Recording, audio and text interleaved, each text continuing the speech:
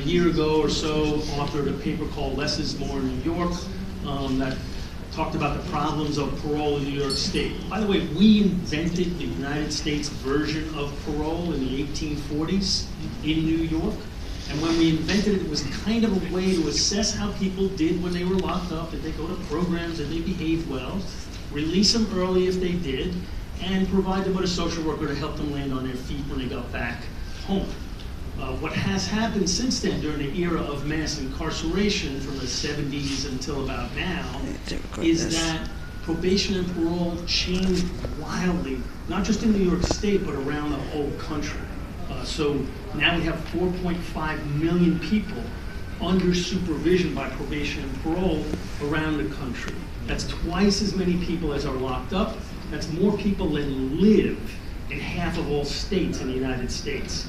There is absolutely no way this system was designed to help that many people. In fact, as mass incarceration grew, what probation and parole did changed dramatically, so much so that we even changed the name of it and started calling it community corrections, as if you're kind of in jail in the community. And in many respects, it resembles that. And for some people, not even resembles that, exactly is that, right?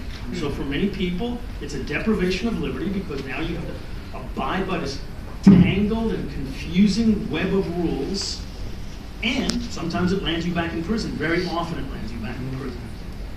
New York State is at the deep end of this punishment parole pool. We, as many people have said, have the second highest number of people returning to prison, not for new crimes, but for crimeless technical violations. And we're lots of discussion right now about we shouldn't have people having to post bail who are just accused of crimes. And lots of people feel that that's right. These folks aren't even accused of crimes. Let's just be clear about that. They're accused of not crimes, crimeless technical violations, which is kind of why we put them on parole, so that they'd stop committing crimes. But now we're putting them in prison for crimeless violations, and it's not a small number. So out of every 10 people who successfully complete parole in New York, 9 fail.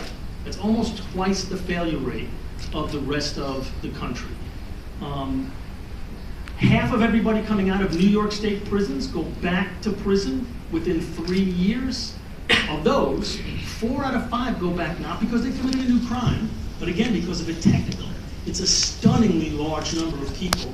It costs us hundreds of millions of dollars annually. There's about 6,600 people in prison on a technical parole violation right now, 60,000 a head.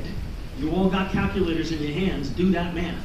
That's almost $400 million worth of government expenditures on technical parole violations.